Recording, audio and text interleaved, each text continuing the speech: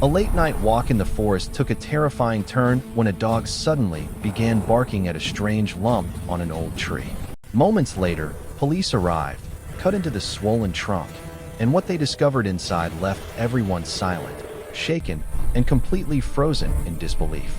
The forest was quiet, the kind of silence that makes every footstep sound louder than it should. The moonlight slipped through tall branches, painting silver lines across the path where Emma walked with her loyal dog, Bruno. He usually trotted happily beside her, nose down, tail relaxed, enjoying the cool night air. But tonight felt different. Halfway down the trail, Bruno froze. His ears shot up, muscles stiff, breath sharp and uneasy. Then he began barking, deep, urgent, desperate, at a massive, ancient tree standing alone near the clearing. Emma pulled the leash gently, whispering his name, but he wouldn't move. His paws scraped the bark as he pressed closer, trembling as if the tree itself was alive. Emma's heartbeat quickened. She stepped forward and saw it. A strange swollen lump bulging from the trunk, dark sap trailing downward like tears.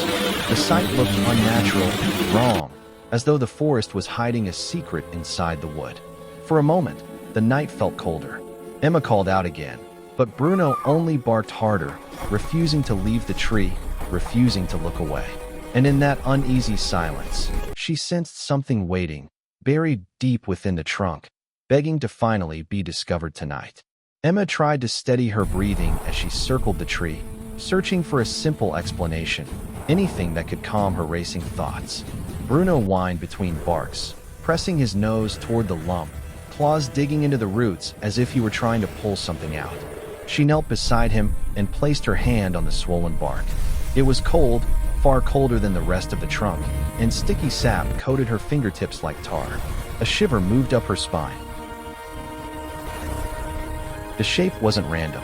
It curved outward, smooth beneath the rough surface, almost like an object sealed inside. "This isn't normal," she whispered to herself. She tugged at Bruno's leash, but he refused to move, eyes fixed, body shaking. The forest wind rustled the branches above, yet the lump remained still, heavy, silent. Emma stepped back, realizing she was no longer just curious, she was afraid. Whatever was inside that tree didn't belong there, and she knew she needed help before discovering the truth alone. So she reached for her phone and dialed for assistance. Minutes later, the stillness of the forest was broken by the distant sound of engines and crunching gravel. Red and blue lights flickered between the trees as a police SUV and a small rescue truck rolled onto the trail. Two officers stepped out, followed by a firefighter carrying a compact cutting saw. Emma stood beside Bruno, who remained locked onto the tree, barking with relentless urgency. The lead officer approached slowly, shining his flashlight across the swollen lump. His brows knit together. "That's not rot," he muttered. The firefighter pressed his glove against the surface and nodded. "Something's inside." The tree grew around it. Bruno barked louder, pacing in small frantic circles. The officer knelt beside him, speaking softly. "Good boy, show us."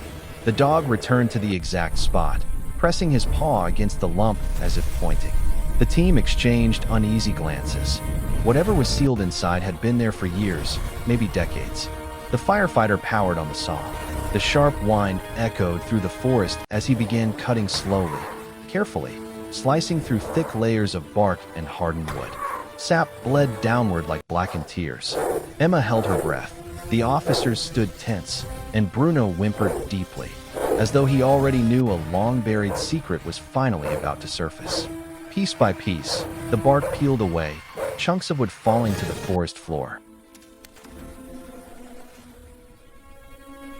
The firefighter paused, leaning closer.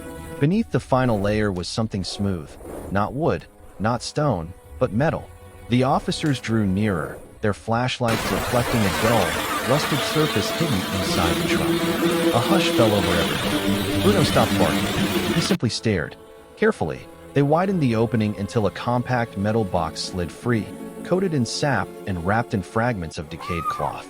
The officer lifted it gently, as though it carried a fragile memory. Emma's throat tightened. "How long has that been in there?" she whispered. No one answered.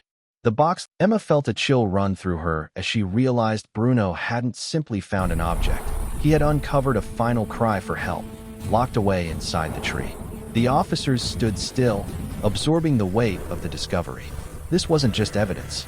It was closure, grief, and unanswered questions finally waking after decades. Bruno let out a soft whine, resting his head near the base of the tree, as if paying respect. In that moment, everyone understood. The forest had been guarding a secret, and tonight, it had finally been heard. The area was sealed off as investigators moved carefully around the site, documenting every detail before gently securing the remains of the box and its contents. The lead officer approached Emma and placed a grateful hand on her shoulder, thanking her, but his eyes drifted toward Bruno. The true reason the past had resurfaced. The dog stood quietly now, calm and steady, no longer barking. His job, whatever instinct had driven him, was complete. News of the discovery soon spread through the town, stirring memories, sorrow, and relief among those who had never forgotten the missing name. Flowers appeared near the tree within days, placed by people who had waited a lifetime for answers. Emma returned with Bruno, standing beneath the branches as the wind whispered softly through the leaves. The tree no longer felt ominous. It felt peaceful, as though its burden had finally been lifted. She knelt beside Bruno and whispered her thanks, realizing that sometimes heroes don't carry badges or speak in words. Sometimes they simply listen to what the world cannot say. And as dusk settled over the forest, the old tree stood quietly, no longer hiding a secret, but guarding a memory.